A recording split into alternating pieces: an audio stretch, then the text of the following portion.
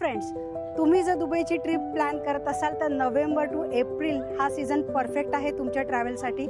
कारण pleasant atmosphere असणार आहे आणि तुमची दुबईची ट्रिप खूप मस्त होणार आहे. मिनिमम 5 नाईट 6 डेजची जर तुम्ही टूर करत असाल तर त्यामध्ये काय काय इन्क्लूड करायला हवं? Dhow cruise at Marina, desert safari, Dubai city tour, Burj Khalifa, 125th floor आणि फाउंटन शो बघायला विसरू नका. मिरॅकल गार्डन, ग्लोबल विलेजही तुम्ही ॲड करू शकता.